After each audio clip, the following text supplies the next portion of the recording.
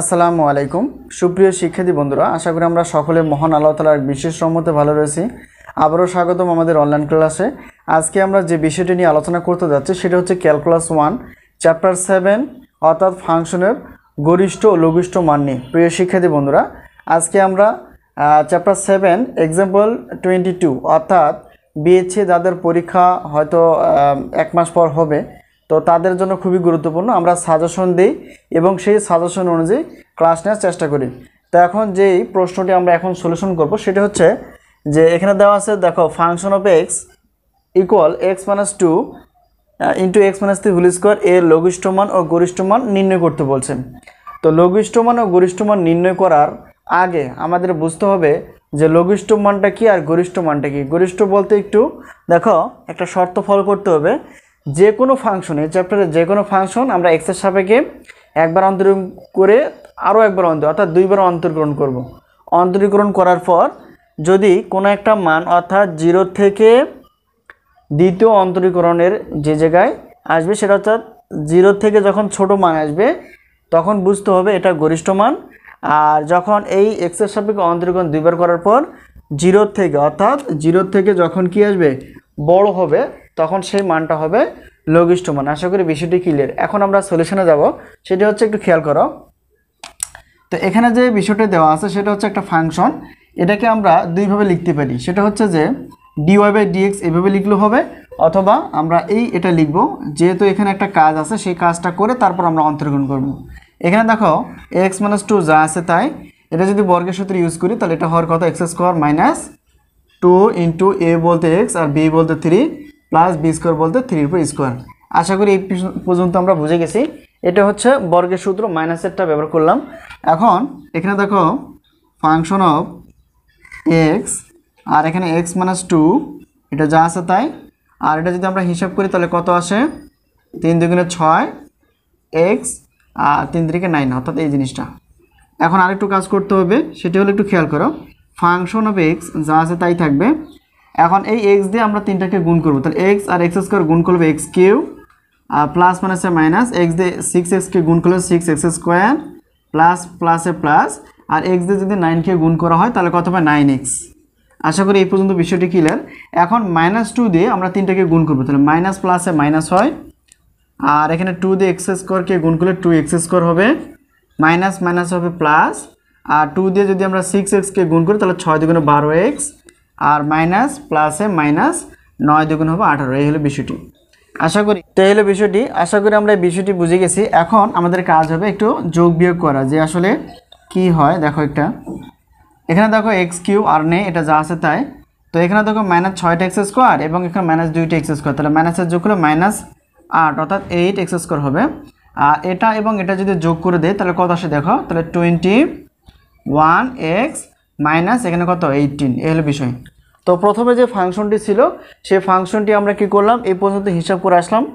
এখন প্রথম কাজ করতে হবে x এর সাপেক্ষে একবার অন্তরীকরণ। তো এখানে দেখো ফাংশন অর্থাৎ a'(x), দেখো এটাকে যদি আমরা dy/dx করি, অর্থাৎ বিষয়টা হলো এরকম dy/dx, অথবা আমরা এটাকে এইভাবে লিখতে পারি, ঠিক আছে।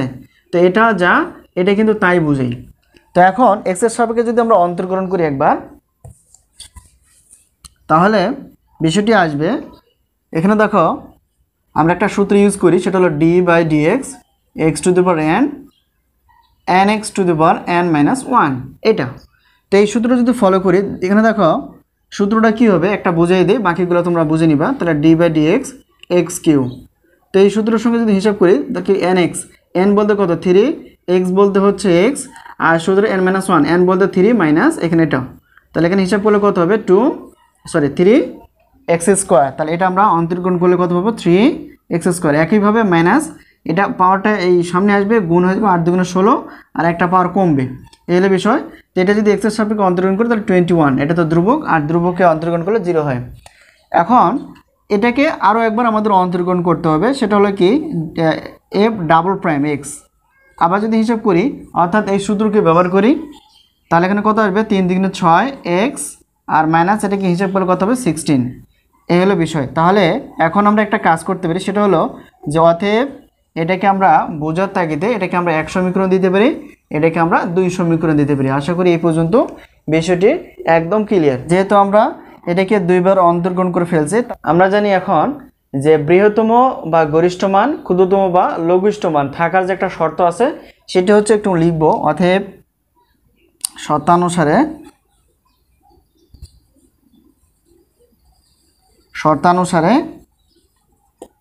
দেখো এখানে কত a প্রাইম x অর্থাৎ সন্ধিবিন্দু বলা যায় ইকুয়াল টু 0, ঠিক আছে। তো এরপর আমাদের কাজ হচ্ছে যে এই যে a প্রাইম যেটা বের করছি এই জায়গাটা আমাদের নিতে হবে। তাহলে কত 3x² - 16x + 21 = 0। তো এখন এখান থেকে x এর একটা মান আসবে, সেই x এর মানটা আমরা কি করব 2 নং সমীকরণ বসিয়ে দিব। আশা করি এই পর্যন্ত বিষয়টি ক্লিয়ার। এটা যদি আমরা মিডল টার্ম, কারণ 1 2 3 পদ আর 3 পদ বিশিষ্ট মিডল টার্ম হয়, এটা আমরা জানি। তো এখন এখানে 3 × 21 গুণ করলে কত হবে এটা যদি ভাঙি তাহলে কত 7 নং 63 অর্থাৎ এই জায়গাটা। তো এখন যদি আমরা হিসাব করি তাহলে 3x² মাইনাস তাহলে 9x 7x এটা যোগ করলে হবে এটাই, এই হলো বিষয়টা = 0। তোমরা জানো করতে গেলে আমাদের কী করতে হয়। এখন এটাকে আমরা যদি কমন নেই তাহলে 3 যদি কমন নেই তাহলে 3 এবং x কমন যাবে, তাহলে এখানে x থাকবে মাইনাস এখানে 3 থাকবে। এখান থেকে যদি আমরা কি 7 কমন নেই, এখান থেকে x আর প্লাসটা মাইনাস হয়ে যাবে, আর কত 3 নং 27 অর্থাৎ 3 = 0। আশা করি এই পর্যন্ত আমরা বিষয়টি বুঝতে পেরে গেছি। এখন দেখো এখানে x - 3 এখানে x - 3 দুইটা আছে, একটা কমন নেওয়া যায় x - 3, আর এখানে কত 3x - 7 = 0, এই হলো বিষয়। তো এখন এখান থেকে আমাদের কি একটা করে x এর মান নিয়ে আসো। তো x - 3 মানেও 0 বোঝায়, আর 3x - 7 = 0 বোঝায়। তো এটা সাইড চেঞ্জ করলে আমরা কত পাবো, x হলো 3, আর এখানে যদি একটু কাজ করি 3x তাহলে এখানে -7 আছে ওদিকে প্লাস হয়ে যাবে, আর x = 7/3। আশা করি এই পর্যন্ত আমরা বিষয়টি একদম বুঝে গেছি। এখন আমাদের কাজ কি, অর্থাৎ গরিষ্ঠ মান বা লঘিষ্ঠ মান হওয়ার শর্ত হচ্ছে a প্রাইম x = 0। আর আমি আগেই বললাম যে a প্রাইম মানে কি, a প্রাইম মানে হচ্ছে এই জায়গাটা, অর্থাৎ a প্রাইম মানে হচ্ছে, বা এটাকে আমরা এইভাবে লিখতে পারি, অর্থাৎ x এর সাপেক্ষে অন্তরীকরণ একবার, আর f ডাবল প্রাইম বলতে বোঝা হচ্ছে x এর সাপেক্ষে অন্তরীকরণ হবে 2 বার। তো এখন এই যে x এর যে মানটা পাওয়া গেছে, একটা x এর মান 3 পাওয়া গেছে, x এর মান 7/3 পাওয়া গেছে। তো এই x এর মানটা এবং এই x এর মানটা আমরা কোথায় বসাবো, একবার বসাবো 2 নং সমীকরণে, মানে x এর মানটা, আরেকবার বসাবো x এর মানটা এই 2 নং সমীকরণে। আশা করি বিষয়টি এই পর্যন্ত ক্লিয়ার। এখানে আমরা লিখব 2 নং সমীকরণে আমরা x = 3 বসাই। তো 2 নং সমীকরণ আমরা বসাবো। 2 নং সমীকরণ কোনটা, এই যে এই জায়গাটা আমরা যেটা সমীকরণ হিসেবে বিবেচনা করলাম, এটা f double prime x equal কত, এখানে জানি 6x মাইনাস হচ্ছে 16। তো এখন আমরা x এর জায়গায় যদি 3 বসাই তাহলে একটা মান আসবে, দেখো 6 × 3 মাইনাস এটা। আচ্ছা, আবার এখানে যদি হিসাব করি কত হবে 18, এখানে কত 16। তাহলে এখন দেখো একটু খেয়াল করে দেখি, তাহলে এখানে যে মানটা আসতেছে এই মানটা কত, মানটা আসতেছে 2। এখন এখানে শত একটু খেয়াল করতে হবে, f ডাবল প্রাইম যদি হয়, তাহলে যদি এরকম x যদি হয় তাহলে সেক্ষেত্রে আমাদের কি এই যে মানটা দেখো একটু খেয়াল করো, f ডাবল প্রাইম x এটা কি 0 থেকে ছোট না 0 থেকে বড়? যদি 0 থেকে বড় হয়ে থাকে অবশ্যই 2টা 0 থেকে বড়, তাহলে 0 থেকে যদি বড় হয় তাহলে এই শর্তটা আসবে, অর্থাৎ এখানে আমরা লিখতে পারবো এই যে জিনিসটা, তাহলে f ডাবল প্রাইম x > 0, তার মানে এই মানটা হচ্ছে 0 থেকে বড়। তার মানে এইখানে আমাদের যে কথাটা লিখতে হবে সেটি হলো যে এখানে আমাদের লিখতে হবে এই শর্তটা মানে মেনে চলে। তার মানে এখানে বলতে হবে যে x বলতে পারি যে x = 3 বিন্দুতে লঘিষ্ঠ মান বিদ্যমান, কারণ এটা হলো 0 থেকে 2টা বড়, তাহলে লঘিষ্ঠ মান বিদ্যমান। আশা করি বিষয়টি এই পর্যন্ত আমরা বুঝে গেছি। প্রিয় শিক্ষার্থী বন্ধুরা, একইভাবে আমাদের কি কাজ করতে হবে, এই যে x এর যে একটা মান আছে x = 7/3, এই মানটা আমরা আবার 2 নং সমীকরণে বসাবো।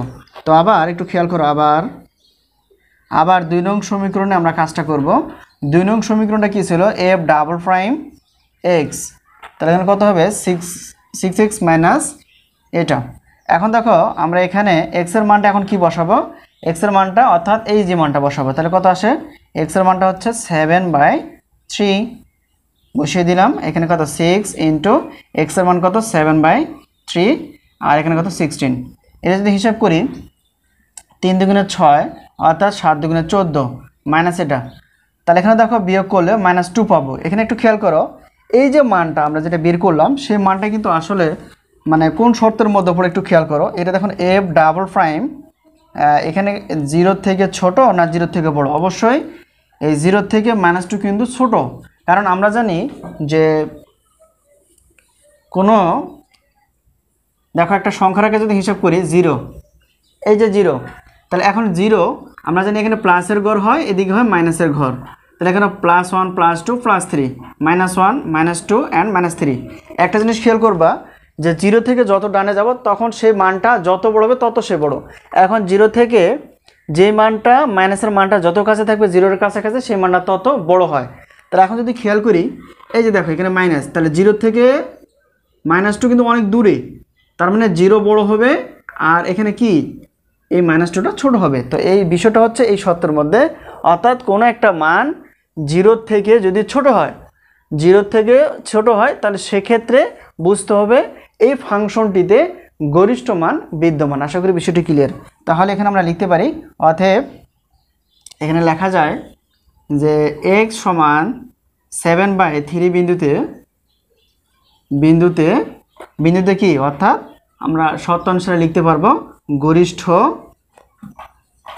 গরিষ্ঠ মান বিদ্যমান। ঠিক আছে, এই হলো আমাদের আজকের প্রশ্নটির অ্যান্সার। আশা করি আমরা বুঝতে পেরে গেছি। যদি কোনো জায়গায় বিন্দু পরিমাণে বুঝতে অসুবিধা অবশ্যই কমেন্টসে লেখার চেষ্টা করবা। এই প্রশ্নটি ছিল খুবই গুরুত্বপূর্ণ একটি প্রশ্ন। তো একটা কথা বলে নেই, তোমরা যদি সাজেশন না নিয়ে থাকো আমাদের যে স্ক্রিনে নাম্বারটি হোয়াটসঅ্যাপ নাম্বারটি রয়েছে সেই নাম্বারটির সঙ্গে যোগাযোগ করে তোমরা সাজেশনগুলো নিতে পারবা। আর এখানে সাজেশন নিয়ে পড়াশোনা করলে ইনশাআল্লাহ অবশ্যই কমন আসবে। গত জুলাই মাসের 3 তারিখে রসায়ন তৃতীয় পত্র আমাদের সাজেশন থেকে কমন ছিল প্রায় 70% প্লাস, অর্থাৎ 70.27% আমাদের রসায়ন তৃতীয় পত্র কমন ছিল। তো যাই হোক, এই হলো বিষয়। সাজেশন নিতে চাইলে অবশ্যই যোগাযোগ করবো আর ক্লাসগুলো অবশ্যই দেখার চেষ্টা করবা। তো ক্লাসগুলো ভালো লাগে অবশ্যই লাইক কমেন্ট শেয়ার থাকবে আর বন্ধু বান্ধবের সঙ্গে অবশ্যই ক্লাসগুলো শেয়ার করার চেষ্টা করবে। তো আজকে এই পর্যন্তই। আশা করি আমরা ক্লাসটি প্রথম থেকে শুরু করে বুঝে গেছি। যদি কোনো জায়গায় বুঝতে অসুবিধা হয় অবশ্যই বলার চেষ্টা করবো। তো আজকে এই পর্যন্তই। আল্লাহ হাফেজ।